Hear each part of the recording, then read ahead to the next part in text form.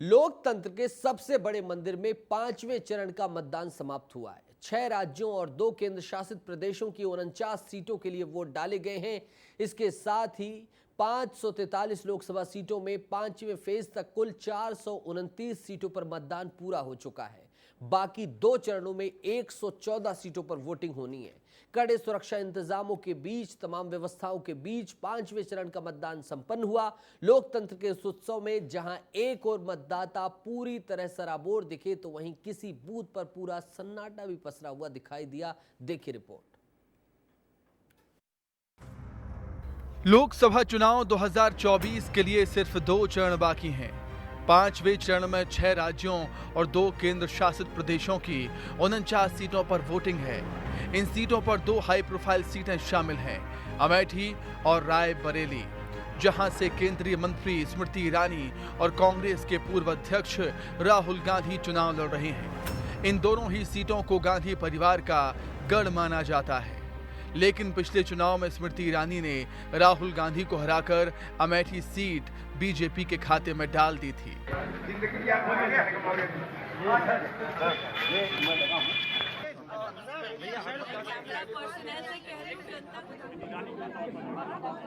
यहाँ पे हमारा माइक खराब हो गया और पब्लिक मीटिंग करना मुश्किल है। जी बिल्कुल ठीक बात है। तो मैंने सोचा कि हम थोड़ा यूपी के बारे में बातचीत कर लें और आप अपना पर्सपेक्टिव हमें बताइए, हम आपको अपना पर्सपेक्टिव बताते हैं, थोड़ी डिस्कशन करते हैं और ठीक बात है। 5वें चरण में स्मृति के अलावा मोदी सरकार में रक्षा मंत्री राजनाथ सिंह सहित 9 केंद्रीय मंत्रियों की साख दांव पर है।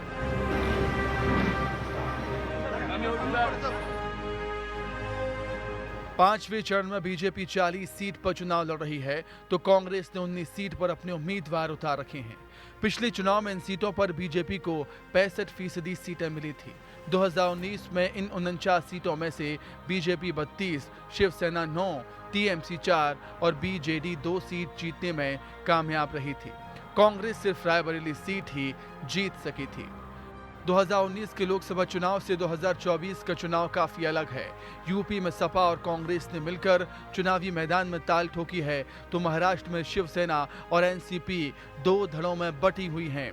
शिवसेना के एकनाथ शिंदे और एनसीपी के अजित पवार इस बार बीजेपी के साथ मिलकर चुनावी मैदान में हैं। वहीं उद्धव ठाकरे की शिवसेना और शरद पवार की एनसीपी कांग्रेस नेतृत्व वाले इंडिया गठबंधन का हिस्सा है। इसी तरह बिहार में भी नीतीश कुमार की जेडीयू एनडीए के साथ है, तो लेफ्ट और आरजेडी कांग्रेस के साथ मिलकर चुनाव लड़ रही हैं। 5वें चरण में 8 राज्य शामिल हैं, जिसमें 2 केंद्र शासित प्रदेश भी हैं। इस बार अलग अलग राज्यों में अलग अलग चुनावी मुकाबले हैं। रायबरेली और अमेठी जैसी महत्वपूर्ण सीटों पर वोटिंग के नतीजे देश के भविष्य को तय करने में अहम भूमिका निभा सकते हैं। वहीं बीजेपी के लिए अपनी सीट बचाए रखने की चुनौती भी है, क्योंकि कई सीटों पर इंडिया गठबंधन का पलड़ा भारी नजर आ रहा है। ब्यूरो रिपोर्ट, विस्तार न्यूज।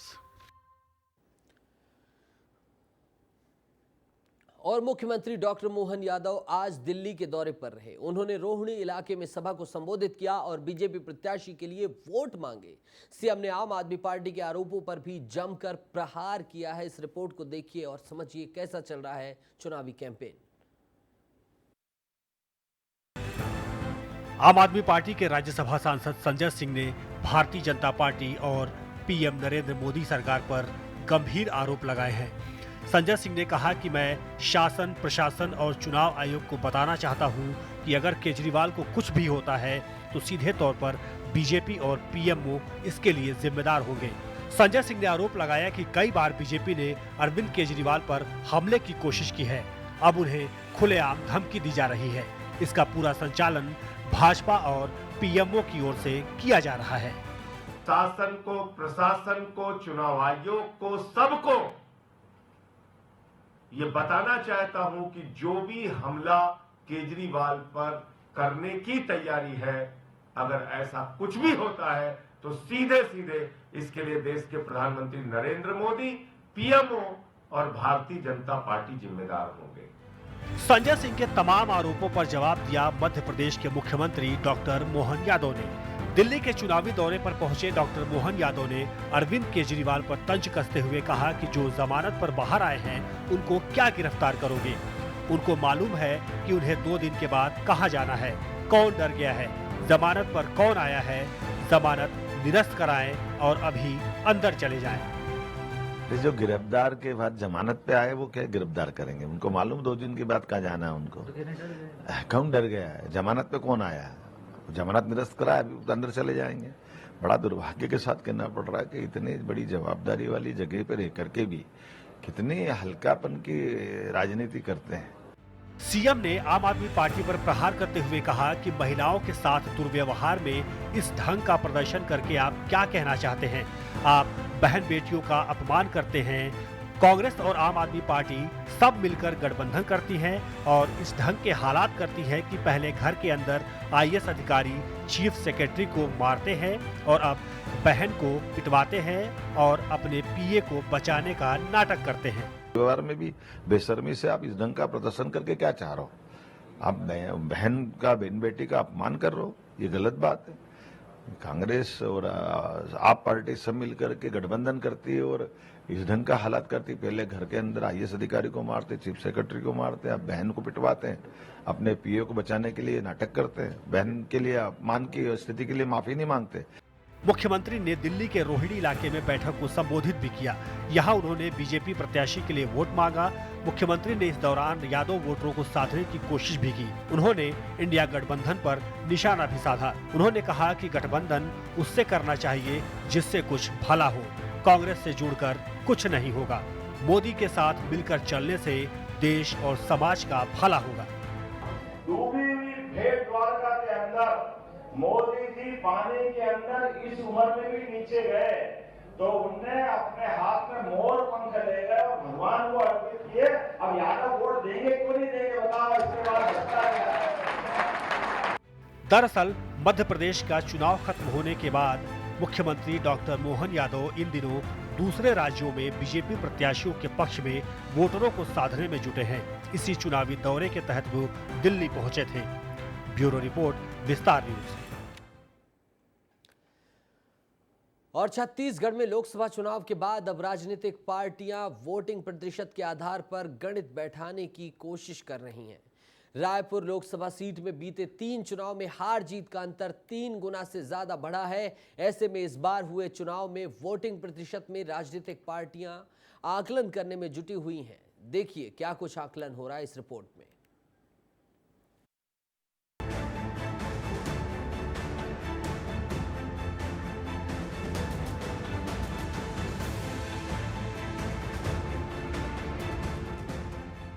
छत्तीसगढ़ में लोकसभा चुनाव को लेकर मतदान समाप्त हो चुका है। ऐसे में छत्तीसगढ़ की हॉट सीटों में से एक रायपुर पर सभी की निगाहें टिकी हुई है। वैसे भी प्रदेश की राजधानी है तो चर्चा का विषय तो बनता है। एक ऐसी सीट जहां पूरी तरह से हाल के कुछ चुनावों में बीजेपी का दबदबा रहा है।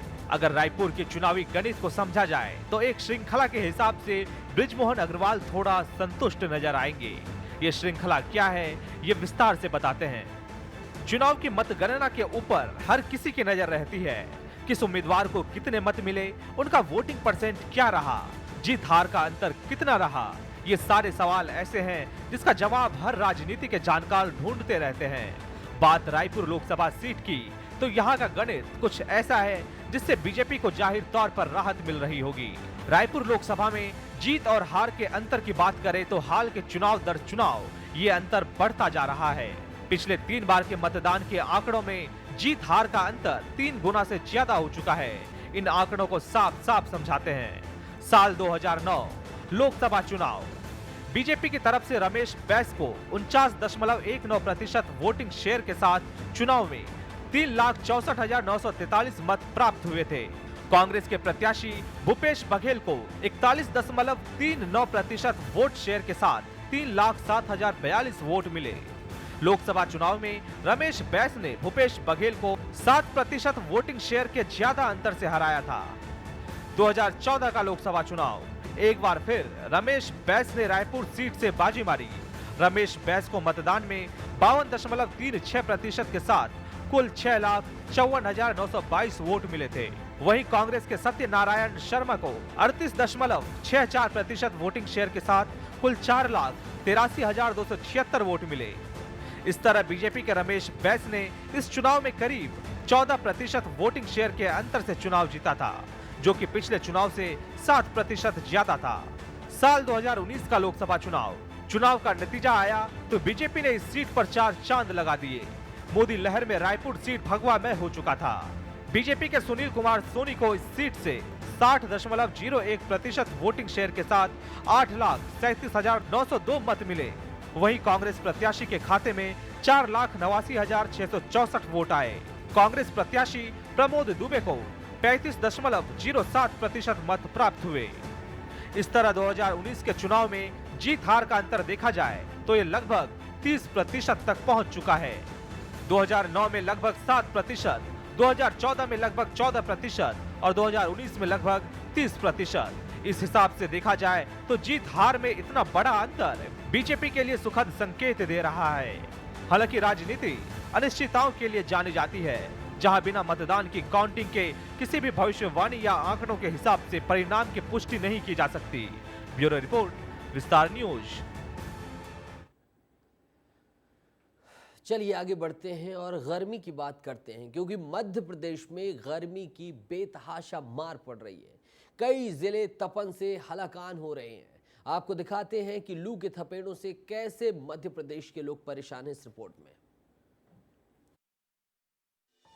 देश के ज्यादातर हिस्सों में इस समय भीषण गर्मी पड़ रही है। मध्य प्रदेश में भी इन दिनों पड़ रही चिलचिलाती गर्मी से लोग परेशान हैं। राजधानी भोपाल से लेकर प्रदेश के तमाम जिलों में आसमान से आग बरस रही है। राजस्थान के रेगिस्तान से आने वाली गर्म हवाओं ने मध्य प्रदेश को झुलसा दिया है। ग्वालियर, चंबल और निमाड़ तो लू के थपेड़ों को झेल ही रहे थे। अब मध्य क्षेत्र और मालवा के भी तमाम जिले इसकी जद में आ गए हैं। भोपाल और इंदौर में भी तेज धूप और गर्मी पड़ रही है। उधर ग्वालियर और चंबल के कई जिलों में दिन के साथ रात में भी लू चल रही है, लेकिन भीषण गर्मी में काम बंद नहीं हो रहा। लोगों को अपने घर से बाहर निकलना ही पड़ रहा है। दफ्तर जाना हो या मार्केट, लोग गमछे और कपड़े से मुंह बांधकर जाने के लिए मजबूर हैं। धूप की चुभन ऐसी है कि बगैर चश्मे के बाहर निकले तो आंखें चौंधिया रही हैं। बहुत ज़्यादा गर्मी हो रही है, इसमें बाहर निकलने में बहुत प्रॉब्लम होती है, स्पेशली धूप की वजह से। एक तो धूप से प्रॉब्लम है तो फेस पे प्रॉब्लम भी हो जाती है, फेस कवर करके ही निकलना पड़ता है, ऐसे तो धूप में निकल नहीं पाते हैं। सामान लेने ही आए न्यू मार्केट में, फिर भी इतनी धूप में मन तो नहीं था, पर क्या करें, आना पड़ता है। उधर गर्मी से राहत के लिए ठंडे पानी के साथ लोग गन्ने का जूस और शिकंजी की दुकानों पर जाकर गर्मी से छुटकारा पाने की कोशिश कर रहे हैं। इस गर्मी में लगातार हम देख ही रहे हैं, शहर भर में नींबू सोडा की जो है इस तरह के ठेले, इस तरह की दुकानें, मधुशालाएं लगी हुई हैं। लोग जब बाहर निकलते हैं तो राहत पाने के लिए इस तरह के विकल्पों पर चले जाते हैं।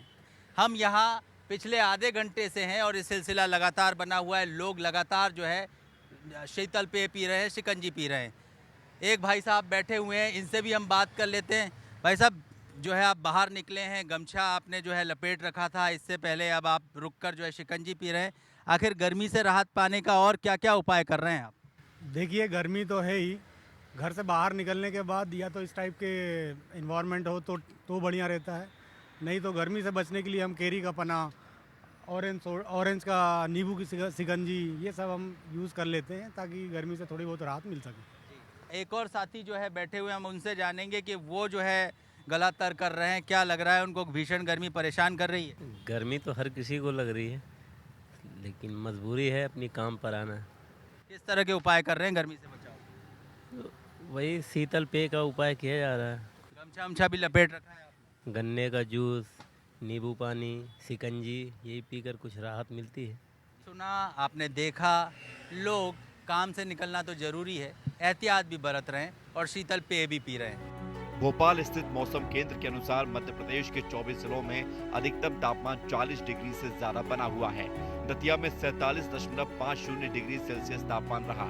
ग्वालियर, चंबल अंचल में भी लगातार तपिश बढ़ रही है। राजस्थान से आ रही गर्म हवाओं ने प्रदेश के कई जिलों में तापमान को और ज्यादा बढ़ा दिया है। राजस्थान से लगा ग्वालियर चंबल का इलाका हो या फिर निमाड़, यहाँ पर हीट वेव्स की स्थिति बनी हुई है। मालवा और महाकौशल क्षेत्रों के जिलों में भी लू चलने के आसार बने हुए हैं। मौसम विभाग ने कई जिलों के लिए येलो अलर्ट जारी कर दिया है। 20 तारीख में ये हीट वेव वार्निंग जो है उसमें जिलों में जो है बढ़ोतरी हो जाएगी। करीब 20 जिले जो है उसमें हीट वेव की वार्निंग दी है। उसमें एक रेड कलर का जो हमने मीन्स तीव्र हीट वेव की जो है वो दिया है ग्वालियर, भिंड और दतिया और निवाड़ी। हाँ, तीव्र हीट वेव के लिए हमने उसकी वार्निंग दी है। आने वाले ऐसे दिनों में जो है अभी सिस्टम जो है कमज़ोर हो जाएगा तो रेनफॉल का डिस्ट्रीब्यूशन भी कम हो जाएगा। चिलचिलाती गर्मी में बाहर निकलना ही सबसे बड़ी मुश्किल है। ऐसे में लगातार रोड पर खड़े होकर ट्रैफिक व्यवस्था संभालना अपने आप में एक बड़ी चुनौती भी है। आप ड्यूटी पर हैं, गर्मी परेशान तो आपको भी करती हो? यस सर, गर्मी परेशान तो कर रही है, लेकिन क्या करें, हमें यातायात नियमों का पालन करवाना बहुत ज़रूरी है और हम अपनी ड्यूटी कर रहे हैं। तो ऐसे में कई बार बीमार भी पड़ जाते हैं। लू तो आपको भी लगती होगी? लू तो लगती है सर, लेकिन हम स्वास्थ्य का ख्याल रखते हैं और टाइम से अपना नहीं लगती है लू। ऐसे किस तरह के एहतियात बरतती हैं जब आप ड्यूटी पर होती हैं और तीखी गर्मी होती है? रुमाल बांध लिया सर, जैसे ग्लव्स पहन लिए हाथों में, कैप लगा ली और ऐसे। गर्मी से बचने की एकमात्र सबसे सटीक सलाह यही है कि घर से बाहर ही ना निकलें और अगर बाहर रहकर काम ही करना है तो गर्मी से बचने के लिए खूब पानी पिएं, जितना हो सके शरीर के तापमान को कम रखने की कोशिश करें। मौसम विभाग ने कहा है कि फिलहाल तो गर्मी ऐसे ही रहेगी, लेकिन अच्छी बात यह है कि तय समय से 1 या 2 दिन पहले ही मानसून देश में दस्तक दे रहा है। मध्य प्रदेश में भी अच्छी बारिश की संभावना है, लेकिन उससे पहले इस गर्मी से बचकर रहना है। ब्यूरो रिपोर्ट, विस्तार न्यूज।